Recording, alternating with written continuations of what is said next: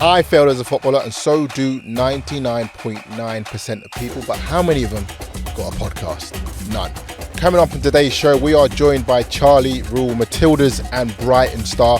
She joins us to review the opening game, Mexico v South Africa. There were 3 red cards in this game, ladies and gentlemen. It was absolute cinema. Plus, we're joined by my man, John Brick, who is on the ground in Vancouver. We're getting all the behind-the-scenes play from him, what the vibes are, what people are saying, how the feel is, the first couple days of the World Cup, ladies and gentlemen. Please, you do not want to miss this one.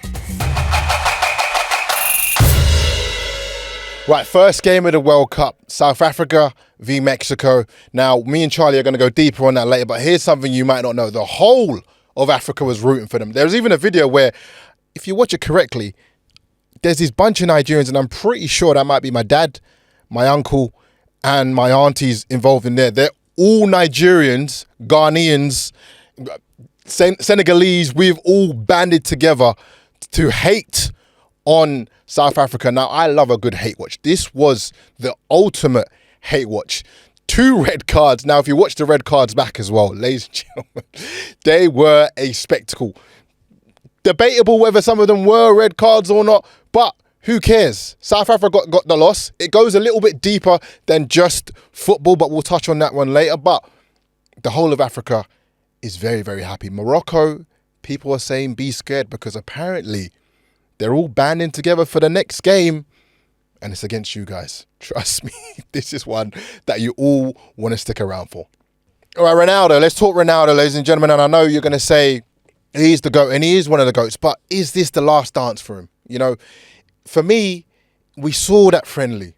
The headers, the finishes, he doesn't look like himself. They say leave the game before the game leaves you. And I think the game's left him. And it's sad to see. I don't want to see one of the GOATs going out like this. But Portugal, if Portugal are going to win anything, that brother can't start. And the only thing about Ronaldo is, you know, it's about him. You know he wants to start. You know it's about the glory of Ronaldo. So I just don't know if Portugal are going to go well. I don't think other teams are going to be setting up a contingency plan and be like, as long as they play Ronaldo, we're sweet. It's almost like he's playing against Portugal, for God's sake. If you watched him, you'd know what I'm talking about. I don't think they're gonna go far if Ronaldo's behind it. Is he finished? Is he still gonna give us some goals, some free kicks? If I see Ronaldo in the World Cup and he's lining up for a free kick and he's doing that stance, and Bruno Fernandes doesn't snatch the ball out of his hands, I'm gonna turn off my TV. I don't want to see that in 2026. Let it go. Ronaldo is actually one of 4 players that played in the 2006 World Cup and is still playing. The other is Messi. Now, when it comes, we're going to have to, we're going to compare the performances. Messi's still got it. Does that mean anything? No. But I believe Messi's going to do more in this World Cup for his team to help him win than Ronaldo will. It's just how the game goes. I think the other one is Luka Modric. He's going to be sitting behind there just pinging balls left and right. I don't think he'll be starting. The other one is Mexican keeper Ochoa, who's leading the boys to victory. Everyone knows their role. You just got to know your role as you start to get older. I don't feel like Ronaldo is going to be passing that torch to the younger players because it's about Ronaldo. It's always been about Ronaldo. So I want to get you guys' thoughts and feelings. Make sure you drop them in the comments below. But Portugal, we'll see how this one plays out for you. Right, guys, don't go anywhere. Coming up after the break, we've got Matildas star Charlie Rule as she joins us and we chat all things Matildas and World Cup.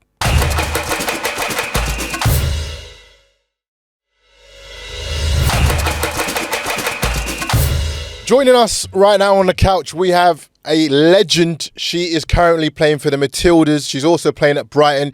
Unlike some of the names that we've thrown around on the other show, this one has actually lived the life and is currently living the life of an international footballer. Not the failed one, the real one. We're talking pressure, travel, tournaments, chaos, and all the moments that every single kid dreams about. So please welcome to the stage, not a failed footballer, Charlie Rule, the defender for Matildas and Brighton. Welcome, Charlie. Thank you so much for joining us. You're back on a flight from England.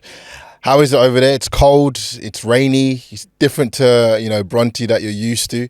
How have you found the adjustment over there in Brighton?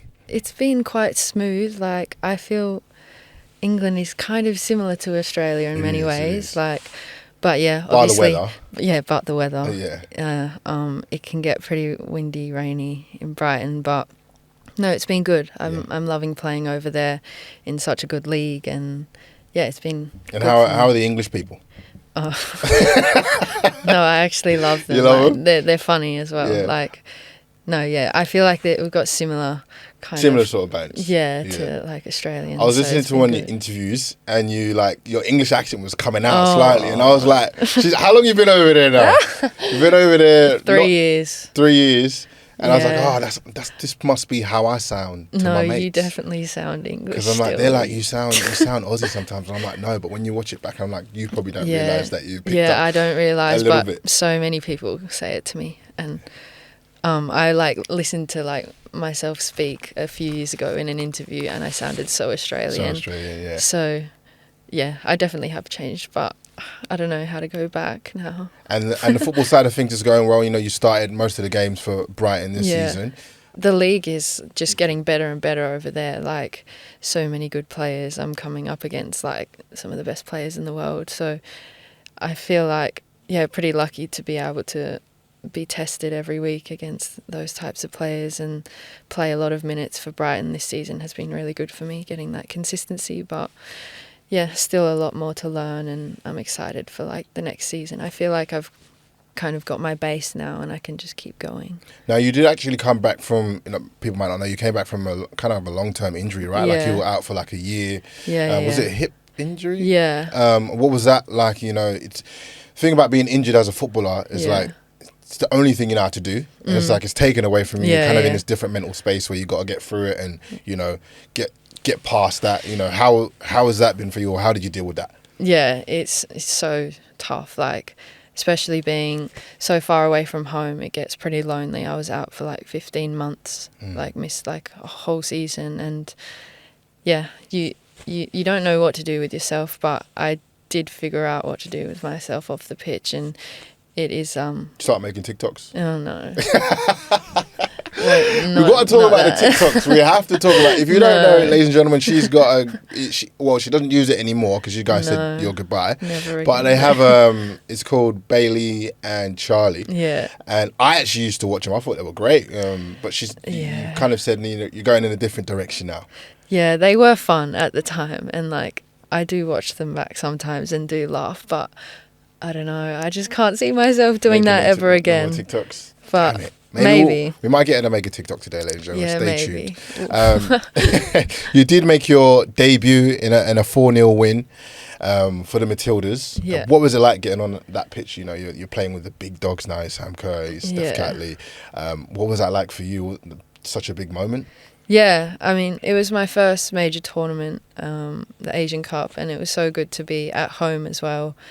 With all the fans, it was really special. All my family was there watching, and yeah, it was such a great moment, and I really enjoyed it. Like, I kept looking up at my family and just smiling and being like, "Whoa, this is real! Like, I'm in this team finally, and like playing and like enjoying it." So yeah, it was nice to play, and like being more camps recently, I'm starting to feel a lot more comfortable in the team, and yeah, it's been really enjoyable. Now, there's a lot of probably young girls that might be listening to this, and you know they want to go the same route that you went. Yeah. You know, go to Europe and play and play for the Matildas as every young girl's kind of dream in Australia. And what would you say the best route might be? I know everyone's route's different, you know. Yeah. How did it work for you getting called into those camps? Was it like when you were in Europe playing loads? Was that when you get it? Was it over here when you were winning with Sydney FC? When did those calls start to happen for you? I first got called in when I was playing at Sydney. I think I was like 17, 18, but I didn't play. I was just training, and then I started getting invited into camp more when I was playing overseas. But yeah, I feel like it's a bit easier because you're playing maybe like against better players, better teams, but there's definitely a path through the A-League, and like a few of my friends are still playing in the A-League and coming into camp. Like there's still a pathway there, and there's so much quality coming through as well. Like, it's good for us to look up to the girls that have the older girls in the team, but there's like so many good young players coming through, which is exciting. Yeah. Nice. And we know it's the World Cup season. You Yeah. know, Socceroos, you know, they're playing on Sunday. Yeah. What are your thoughts of the Socceroos squad? How do you think it's going to go? Oh, I'm excited. Like, Yeah. I'm excited for so much football to watch and wake up early and watch the games. It will be exciting. I think the Socceroos, I think they'll do all right. I think they'll get out of the group, and I think it will be exciting to watch. Do you have any them play. American teammates? Like, One, yeah. Oh, yeah, because I'm like, Maddie. you know, Socceroos and USA Yeah, are beefing at the moment. Yeah, you know, like yeah. USA have given us some crap Yeah, and saying yada yada yada. Has she been that's crazy. talking it up? Well, she hasn't said much, but I'm sure she would be saying stuff. But yeah, I think she played actually at Sydney FC with us. So like, we both moved to Brighton together. So yeah, that was nice to have her. But she's funny. I'm sure she would be talking shit. I can imagine. Now we're gonna react to it was Mexico and South Africa. Now, if you haven't watched this game, it's its first game. Absolute spectacle.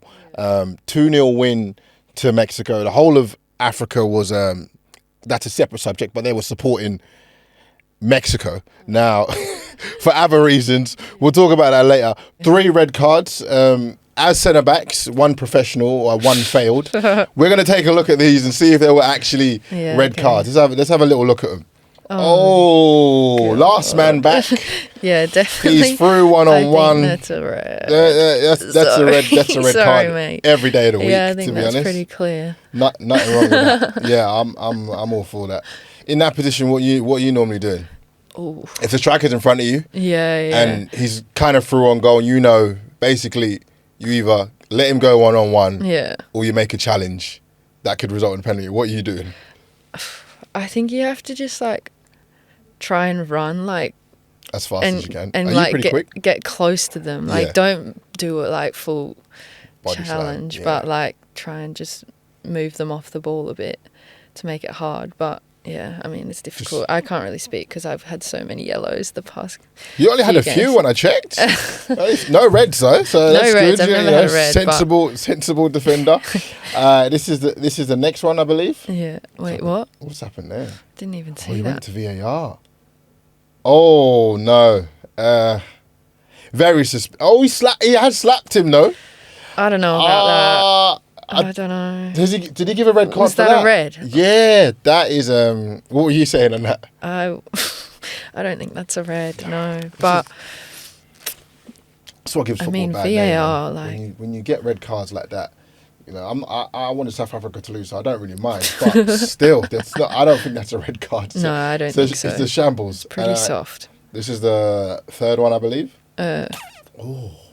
That's a yellow on a good day, I think. Does he jump though? Yeah. He kind of jumped into it slight. Oh, actually, he's barely touched him. Yeah, I think that might be a little bit of a dive, but oh my god, I can understand why it's a red. Yeah, sort of. He does make. He does go in hard. He does make contact with him. But what are you saying on that one?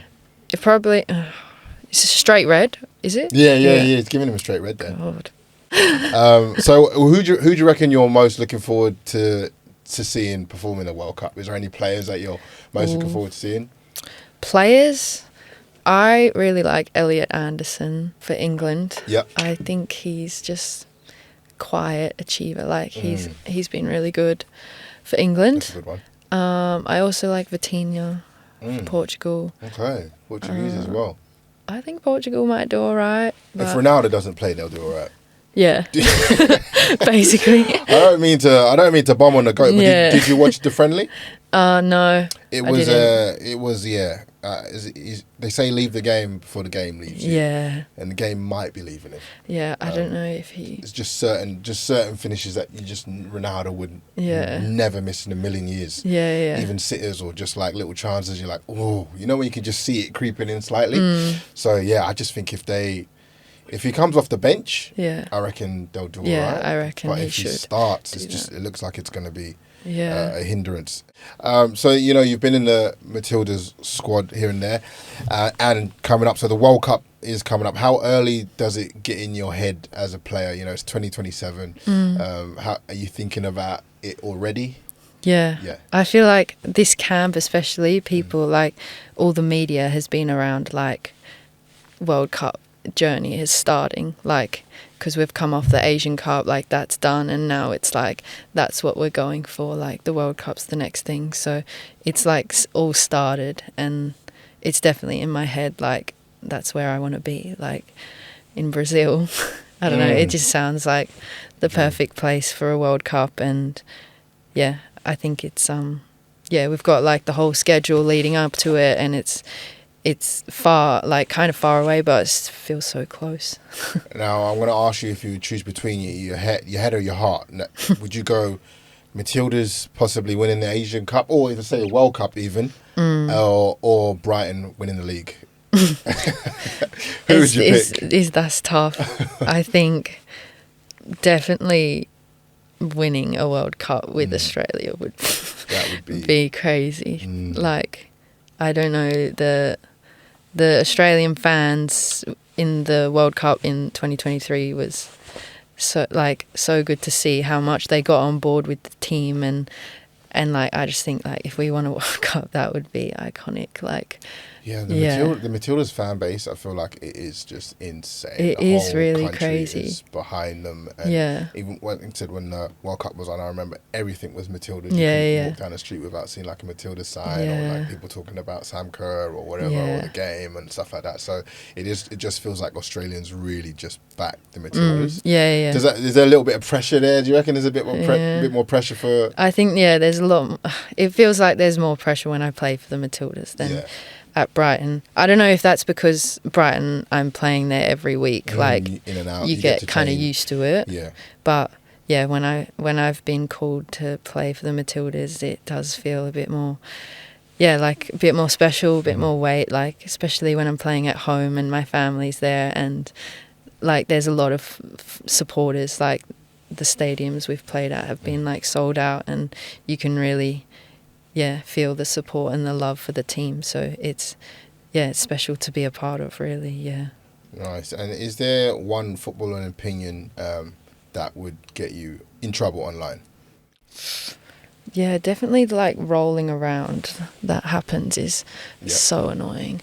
I don't know about like the rule where you can't speak to the ref now. Like you're not allowed to like even go over and or like give them something. Or you get a straight yellow as well. And you have to cover your mouth. You're not allowed to cover your mouth anymore. I think is that a rule? For the World Cup, you're not allowed to. You're not allowed to. Players aren't allowed to do that when they're talking. I don't know what's happening, but they're protected. They the are, refs they very are protected. Species. I'm terrible with refs. Like to be honest, like they probably make me the angriest people in the world. It is a hard job. Yeah, it is. You know what I mean? It is a tough job. I kind of feel bad for them sometimes, but. Hey, no one forced you to be a referee. No. So we're going to rate some football anthems today. We're going to get your and my opinion. We'll give them a little review out of 10. Okay. Hopefully there's some good ones. It's that time again. Come on, men and some women. It's time to show the world that no one kicks like Britain. Except for all the times we tried to win and we didn't. But nah, shut up. I'm pretty sure this time will be different. 3 lines are bound to win because lions are stronger than human men. I've heard enough. Don't ever embarrass our country like that ever again. Oh my God. Surely he's trolling. I wouldn't even give that a mark out of 10. That'd probably be a minus 10 for me if I was going to mark it. That was no good. You need to come up with one for the Matildas. Yeah, we do. We should make a track, because I'm into diss tracks, but we'll make one for the Matildas. Have you made a track before? I made a State of Origin one pretty recently that went pretty crazy. Nice. Listen to Queenslanders. So hopefully we haven't got any Queensland listeners. I'm sorry. Yeah. Don't take it too personal. No. But just a bit of fun, you know? Yeah. No, I don't know what that was. That song. I don't know what that was. I have no idea what that was. But we're definitely rating that 0. Do we have a better one, Tobes? 0. Ball into the goal and then I win the football match. Playing football every day. Yeah, the World Cup's coming fast. We've been waiting for this day to come for so long. So the day finally arrives. Yeah, we'll sing this little song. World Cup 2026. Yeah, it's so awesome and super sick. We've been waiting for this day to come for so long. And when the day finally arrives, we'll sing this little song. Kick the ball This into just the gets worse goal. and worse. Yeah, for I don't us. know if we can keep going. Yeah, I don't know if we can do any more of that. That's definitely 0 out of 10. We need a good one. I know Speed's one's pretty decent, but yeah, that was horrible. That was an American, so even worse. Yeah, Do you know what I mean? I didn't like that. Yeah, didn't like that at all. All right, yeah, one more, last one. World Cup, everybody jump. World Cup, everybody jump.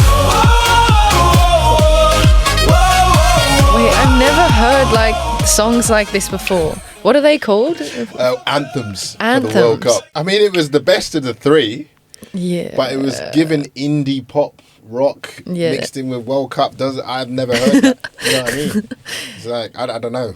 No, So no, I don't see out of all anyone of them, listening to them. Yeah, it's the best one, but Yeah. definitely they're still very low for me. Probably like a 1 or a 2. Yeah, one. Okay, one. All right. Well, finally, as we're coming towards the end of it, right? We're having all of our guests kind of pick a player for our starting 11. So this starting 11 is the World Cup starting 11, and you can pick any player from any time period. Doesn't have to be an Australian player, but at the moment we only have goalkeeper position filled. Everywhere else is probably got centre backs, 10s.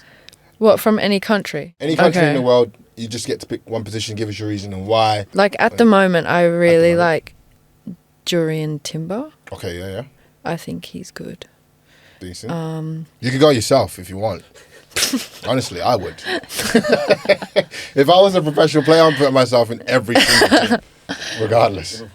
Yeah. I was thinking Trent. Liverpool, but I'm like, defensively, well, you can go if you're going modern day. Yeah. You'd say Trent. Yeah. Right back's a hard position to be honest. Now I think about it.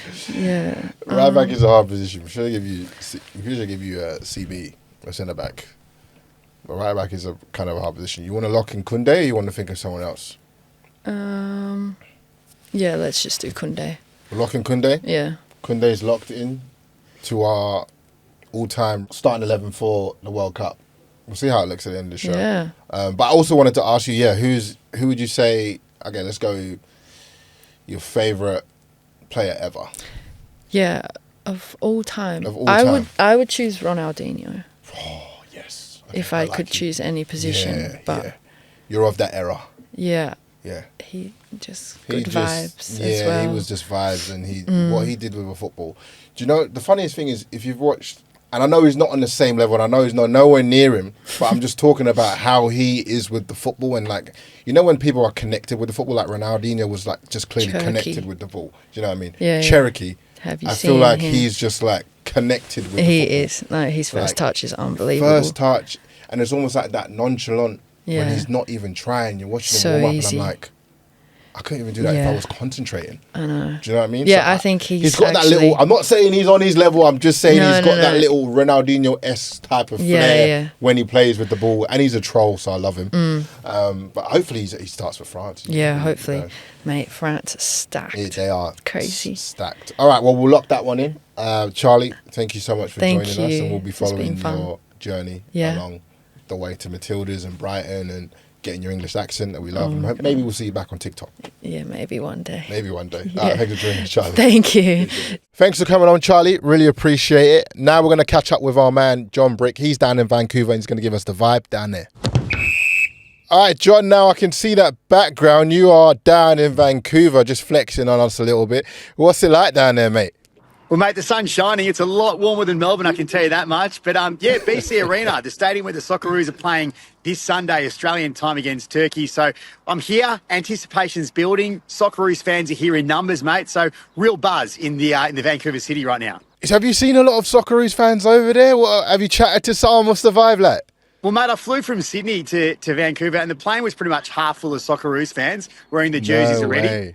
A couple of them kept me up at night because they were having beers throughout the whole trip. Good on them. But, yes, there was a massive contingent on the flight over. And just walking down the street, you see hordes of just jerseys, scarves, green and gold everywhere. So, look, it's not just the Socceroos fans as well. It's fair to say that it's a soccer festival at the moment. I know Mexico played this morning, Sydney time as well. So big contingency of all sort of footy fans converging into the city for this great soccer tournament. The ticket prices are something that I want to talk about as well, just so people are knowing like the prices and stuff. What would it cost to an average fan if you wanted to go to that Socceroos game that you're going to? Well, I actually looked at tickets yesterday, Olin. It's not too expensive if you want some nosebleed tickets. When I say not too expensive, I think they're about $350 to $400 on a resale website that I saw the other day. That'll probably get more expensive as you get closer to it. But if you're looking to go to some of the blockbuster games involving Brazil, Argentina, Spain, they're through the roof, Olin. Like, good luck for that. We're talking like four figures. And more importantly, if you want to go to the Socceroos versus America game, I think that is in the top 3 highest ticketed or price tickets. Ticket price games there is at the World Cup at the moment. Tickets over $1,000 for that. And what does your next week look like? I know you said you're obviously going to Socceroos games, but what else have you got planned? And what other games will you be visiting that we'll be able to hear from you about? Look, I haven't got tickets for any other game apart from the Socceroos at the moment. So, and we spoke about ticket prices a short time ago. I don't know if I'll be going to too many. We might have to get you a sponsor. We'll get you a sponsor, John. Look, I'll be just finding myself in a nice pub somewhere and hanging out with the vibe of the people that have travelled here along the way. But yeah, look, really excited for any of the host nations. Like Mexico this morning in the opening game of the tournament. Any American game is going to have a real vibe in America, that particularly the Socceroos one. But outside of that, and of course, the Canadian games. You love the host nations getting behind their own team. So they're the ones I'm looking forward to the most. But look, everywhere you look, we got blockbuster games, Spain, Brazil, Argentina, England. Those fans are really passionate, like you would know all about that, Olin. So just looking forward to watching games every day, pretty much, getting amongst the fans who are here. No, that's good. And I know you said the Mexico fans are the most passionate, would you say? The South African fans, have you seen any South African fans after the game in Mexico? Because they seem to be a little bit salty on the internet at the moment. No, I must say. 2 red cards, 3 red cards. They're not happy. Funny stat for you, there's been 3 red cards this tournament. There's been 1 game and there's been 4 in the last tournament in total. So got off to a very red, fiery start. The South Africans aren't happy about that, but haven't seen too many of them around, to be perfectly honest with you. Not sure why that is. Maybe they're more of a rugby cricket nation than our football. Maybe that's why. But what I will tell you, Owen, is that I've been keeping an eye out on the numbers for the Socceroos and the Turkish fans. And I must say, I have not seen many Turkish fans floating around Vancouver at the moment. Dare say we might have the home ground advantage come Sunday. Oh, well, like you said, there's a lot of those Socceroos fans that are flying in, and it does seem like they're coming to support their team and, bring the vibes and bring the energy. Hopefully on TV we'll be able to see that. If they can outnumber the Turkey fans, that would be amazing, and it feel like a home game for Socceroos. Hopefully it goes pretty well for them, but that's great to know, John. Now, John, we will be catching up with you hopefully next week, and we'll get your thoughts and feelings and the vibe over there. Any last thoughts you want to share with us before you run away? Well, we just got some good news breaking a short time ago, by the way, Owen. It's that our great star striker, Mo Toure, he was ill a couple of days ago. There was talk he might not play on Sunday, but he trained today in the training camp today. So great news for Socceroos. We've got a full fit squad. But yeah, no final thoughts. But my predictions, if you want to hear them, I've changed my tact. I reckon we might upset Turkey 2-1. We'll touch base next episode to see if I'm correct, all right? What made you change it? Toure coming back in, or Toure being... just the least excites me. We've got such a great, young and exciting team. We've got so many star X-Factor players up forward. I just feel like if there's ever a tournament where Australia's not lacking that ability to score from particularly outside the box, I think this is the tournament where we can do so. So, I'm really excited to see Erin Kunda, really excited to see Mo Toure up forward, and just excited to see the Socceroos finally take to the pitch in a couple of days' time right here behind me, mate. There we go. Well, we'll get you the thoughts after the game, John, and we look forward to catching up with you soon, man. Take care and enjoy it. Don't have too much fun over there. Don't have too much fun. Okay. Take care, bro. That's all we've got time for today, ladies and gentlemen, but we are back on Monday to review how the Socceroos game went and England game preview. It's coming up. I'm going to give you guys my predictions, my thoughts, my feelings, and we'll see you guys on Monday. Oh, and before you go, a reminder to follow The Failed Footballer in the iHeart app or wherever you get your podcasts so you don't miss out a thing from me. I know you hate to miss me.